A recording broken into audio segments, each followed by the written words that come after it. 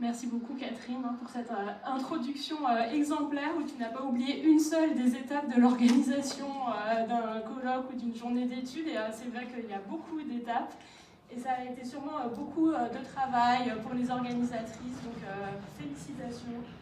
Voilà, j'aimerais faire un peu baisser la pression sur les intervenantes si elles sont stressées en leur disant vous n'êtes pas évaluées.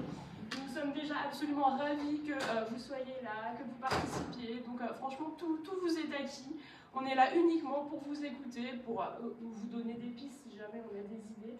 Mais voilà, j'aimerais vraiment que si c'est possible, vous soyez le plus détendu. Alors, je commence avec cette première séance, le bal démasqué et Alexandra Devez. Donc, c'est difficile d'être la première à parler, mais je suis sûre que ça sera très bien.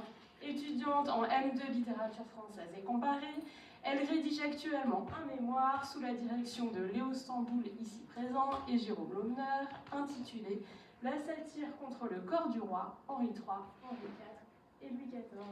Allez-y, Alexandra. Merci, bonjour à toutes et à tous. Je suis ravie d'inaugurer cette journée qui s'annonce tout à fait passionnante sur le thème de la représentation du mal. Pour ma part, j'ai choisi de remonter jusqu'à la fin du XVIe siècle en sélectionnant une anecdote racontée par Pierre de l'Estoile dans son registre journal du règne de Henri III. Mon but n'est pas de faire une analyse linéaire, mais plutôt de montrer par une étude de cas les ficelles de la tradition obscène, violente et satirique, vous allez voir, qui accable Henri III tout au long de son règne.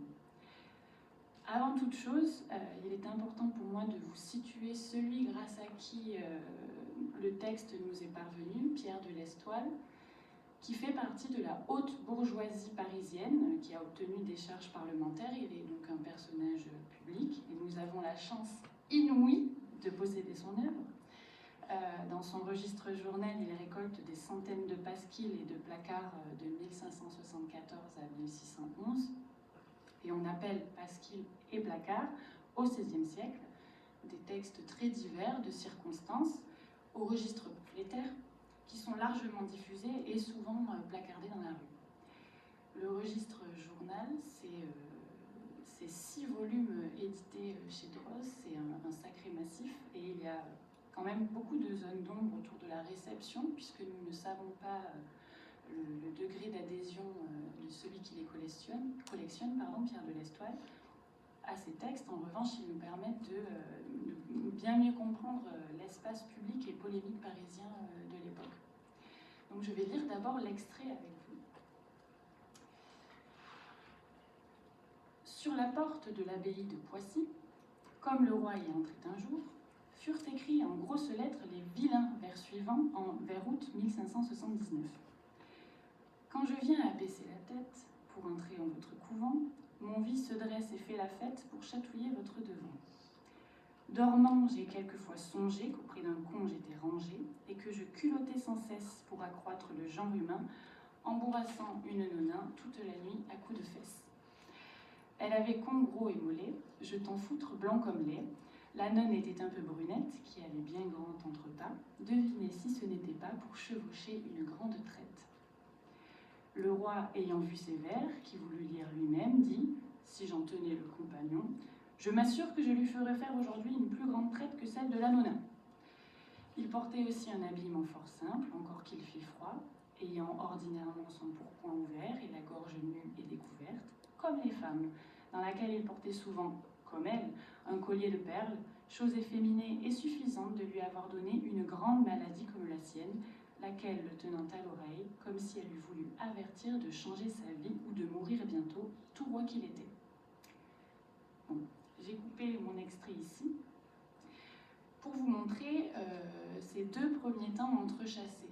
Donc on a le temps du témoignage, contextualisant la découverte, puis la lecture du poème par le roi, et le temps du poème lui-même, qui met en scène un homme ressentant du désir à la vue d'une nonne, ce qui le plonge dans un songe érotique. L'anecdote que je viens de lire est impossible à vous interpréter de manière exhaustive en 20 minutes, tant sont multiples les différentes échelles d'interprétation et les différents registres. J'ai extrait un exemple de ce massif littéraire qui prend position contre le roi et qui participe à construire ce qu'on appelle aujourd'hui la légende noire d'Henri III. Le roi est érigé en personnage royal déviant, à l'origine de la décadence de la société. J'aimerais ici partager 3 lectures de ce texte. Il convoque les topoi propres au poème satirique, avec un Y de l'époque, un ancrage profond dans l'actualité politique et religieuse, ainsi que des allusions à peine dissimulées à la sexualité déviante dont est sans cesse accusé Henri III. Donc je commence par le point de vue de la lecture satirique. Ce texte s'inscrit parfaitement dans la tradition satirique qui prend place sous le règne de ce roi. Et ce registre satirique a pour caractéristique de jouer en permanence sur l'équivocité des intentions, des identités, des actions des personnages, à la fois dans un registre graveleux, mais aussi sérieusement dénonciateur. Sur l'identité de l'homme dans le poème, plusieurs points de vue s'offrent à nous. Même si le jeu poétique est anonyme, on peut supposer que ce soit lui-même le roi qui est mis en scène, et si l'on considère que ce n'est pas lui, il est bien précisé qu'il insiste pour lire ses vers lui-même, ce qui revient à lui mettre dans la bouche ces mots licencieux. Dans l'un ou l'autre cas, il est impliqué de manière active. Le poème met donc en place le détournement d'une visite à une religieuse en un songe érotique, et la simple vue de la nonne provoque une excitation visible à l'homme alors qu'il entre dans le couvent. Le jeu poétique fait un récit obscène, voire pornographique, où sont décrits de manière crue les actes, anatomie du corps, en plein débat sexuel. La mention détaillée des sexes, des fluides corporels, des pratiques sexuelles plonge le lecteur dans un registre gaillard. On a aussi la typographie de la censure qui met en valeur les termes les plus obscènes. Le C et le V que vous voyez derrière moi, que j'ai lu con et vie, donc les sexes féminins et masculins, parties anatomiques qui doivent être cachées, agissent comme des hameçons pour mieux attirer l'œil du lecteur. Et pourquoi cacher ces 2 mots alors que culotter, fesses ou foutre restent accessibles? On voit la construction d'un double jeu ironique où la fausse pudeur du personnage côtoie la réaction indécente de son corps. Le double sens des formulations appuie l'ironie. Par exemple, la traite que ferait le roi à l'auteur du poème pourrait signifier l'expulsion géographique de l'auteur, de l'envoyer faire du chemin, donc une traite. Ce qui recoupe la notion d'entrepas liée au voyage à cheval. Mais pour un lecteur de poèmes satiriques aguerris, la traite est liée à la sexualité masculine. Un autre exemple dans la mention de l'oreille du roi, qui fait écho à plusieurs références, il était su que la santé d'Henri III était médiocre. Et à l'époque, d'ailleurs, il manque de mourir d'une grave otite, mais l'oreille est également un symbole érotique fort et répandu. D'après mes recherches, le lien entre l'oreille et la sexualité serait avéré au moins depuis Rabelais, autour d'expressions comme la puce à l'oreille, puisque Panurge, dans le tiers-livre, dès 1546, ressent vivement des désirs sexuels quand la puce lui démange l'oreille. Enfin, l'oreille d'Henri III percée et portant un bijou est aussi un élément symbolique fort dans la mesure où elle est un marqueur visuel de son efféminisation pour les vieux guerriers du royaume qui voient là une maladie. En outre, il est remarquable que le con, donc le sexe féminin, rejette du foutre blanc comme lait. Pardon, il est 9h30, c'est vrai que ça va peut-être un peu tôt. C'est très, très étonnant comme formulation, qui est normalement largement associée au sexe masculin dans ce type de texte. Donc on peut se demander si cela n'est pas une allusion à un érotisme entre hommes, en rapport avec les nombreuses accusations de sexualité interdite qu'entretiendrait Henri III avec d'autres hommes, généralement ces mignons, qui d'ailleurs ne sont pas mentionnés dans notre extrait. Il me faut rappeler qu'il y a toute une tradition de l'anecdote à l'époque. On récolte pour collectionner en registre les bons mots du roi. Ce qui est très intéressant ici, c'est que l'Estoile, donc le collectionneur, trouve pertinent de détailler la reprise et la réécriture du poème par le roi, qui en fait une pointe assez cocasse à son tour.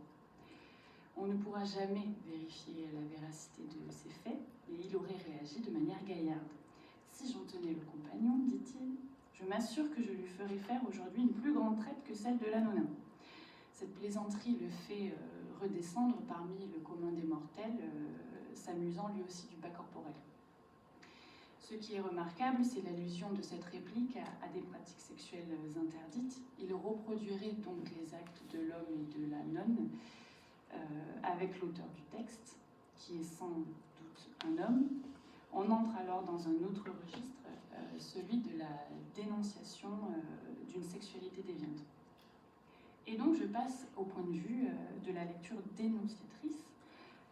Le format hybride, tant sur la forme que sur le genre, permet une lecture scandalisante de l'anecdote. Au premier plan, on voit rapidement l'excitation du personnage qui est extrêmement malvenu dans un lieu religieux et à l'égard d'une religieuse.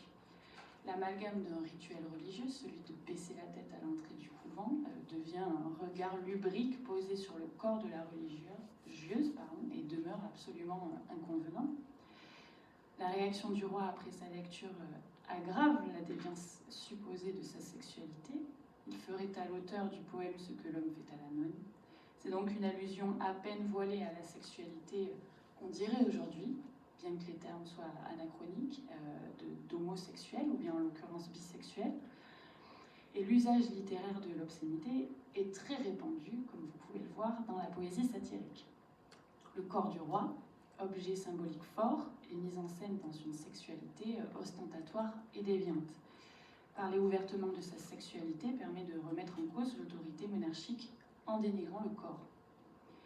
Et l'Estoile se sert du bon mot salace du roi pour introduire une description détaillée de son allure et de ses vêtements. D'un point de vue narratif, c'est très efficace pour insérer une dimension visuelle à la scène racontée.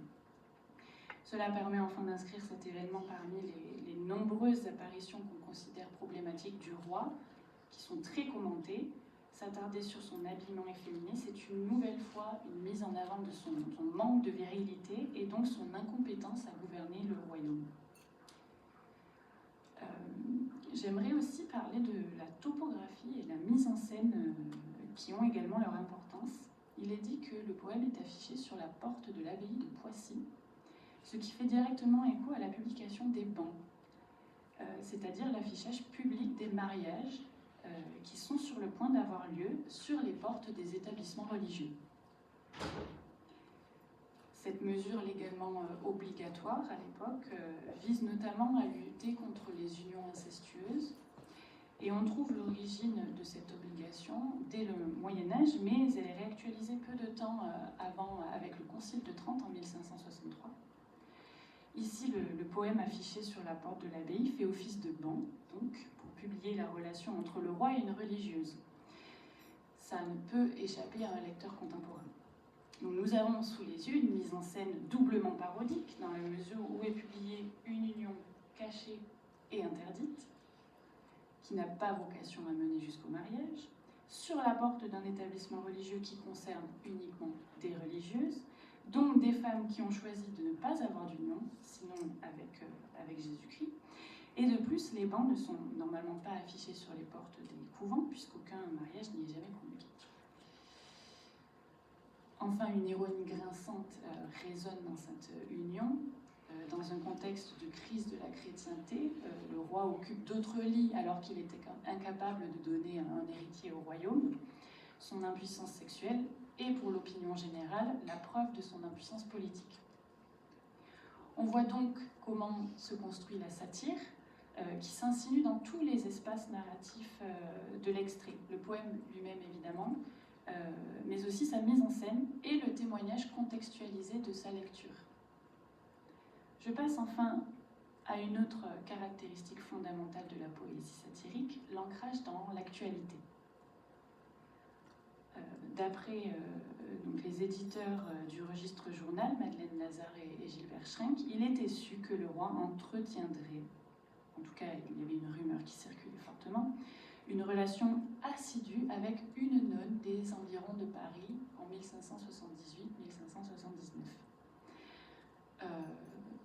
Plus encore, plus largement, la situation d'énonciation annoncée par l'Estoile permet de replacer l'anecdote dans l'actualité religieuse de l'époque. 1579 est l'année de publication de l'ordonnance de Blois.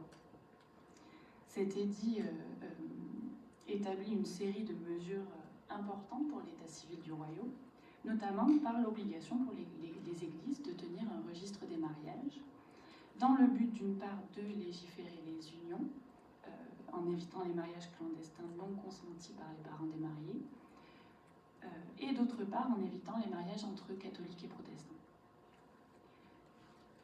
Ainsi, le roi s'impose comme ordonnateur des mariages et des unions aux côtés de l'Église. Et c'est essentiel car cela permet la mise en perspective de la critique saillante du poème.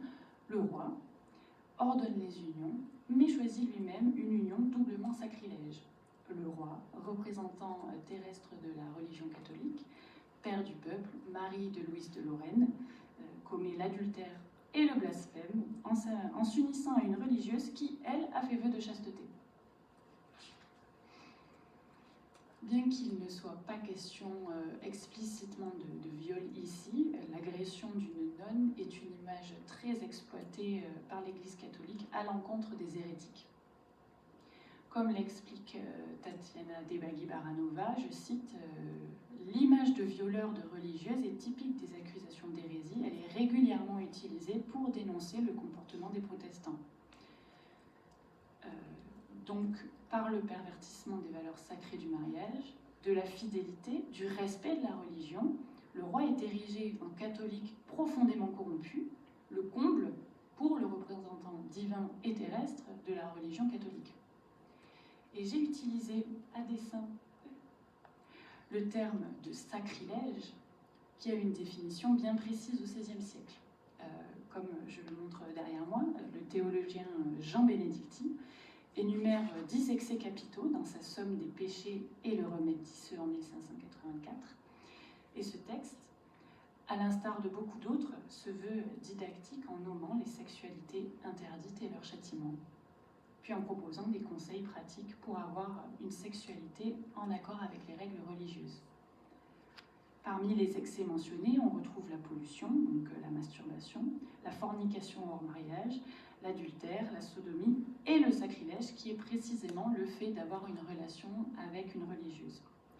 Même le fait de penser uniquement à cette union, comme le fait le personnage dans le poème, au sein d'un songe, est sacrilège. Je cite, « Exemple, si quelqu'un prend plaisir de penser au péché de sacrilège avec une religieuse, c'est sacrilège. » Il semble que l'histoire de la relation du roi avec une nonne soit reprise dans plusieurs textes polémiques et sévèrement condamnateurs. Jean Boucher, dans un pamphlet particulièrement long et violent de 1589, raconte également le viol d'une nonne qui se tiendrait précisément à l'abbaye de Poissy par le roi.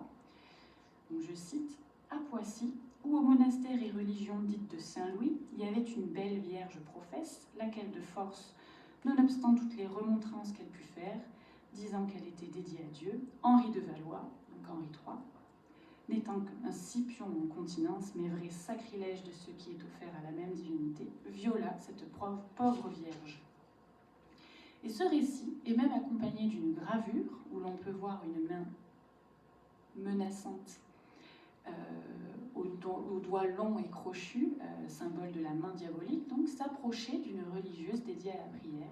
La manche laisse apparaître, comme vous pouvez le voir, des fleurs de lys, donc régalia par excellence.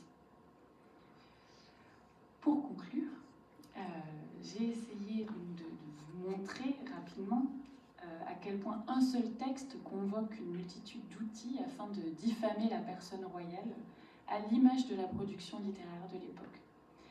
Le corps du roi, public et extrêmement surveillé, est une cible privilégiée pour atteindre sa crédibilité en tant que monarque à la tête du royaume à feu et à sang. La diffusion d'une sexualité déviante est un moyen efficace de représenter le roi comme un être débauché, voire malade, ce qui fait de lui un individu inapte à gouverner le royaume, irrespectueux des paradigmes éthiques et religieux, pourtant fondamentaux du pouvoir pouvoir monarchique et catholique français. Je reprends ici la pensée de David Laguardia, qui parle de la notion de pornographie politique, en ce que le caractère pornographique des pamphlets anti-Henri III provoque une émotion au lecteur non sexuelle, mais dans le but de lui susciter de la colère. Il y a certes beaucoup d'obscurité quant aux conditions d'écriture et de témoignage. On ne peut pas être certain que l'Estoile ait écrit le texte s'il a vu la scène de ses propres yeux, si on la lui a racontée. Et c'est une complexité qui peut paraître déroutante. Et je le vis actuellement dans mon mémoire. Mais cette complexité doit être étudiée de manière globale. Il fait partie d'un cercle de lettrés qui écrit, récupère et diffuse en continu pour un public assez large. Même s'il décrit ses vers de vilain, il se nourrit de cela et participe en enrichissant l'anecdote. Tous ces détails érigent le roi en un véritable personnage royal au sein d'une toile très complexe d'accusations très diverses. Et si le peuple est le corps de l'État, le roi en est la tête. Et quand on considère que la tête est malade, alors la décadence ne peut que se généraliser. Merci.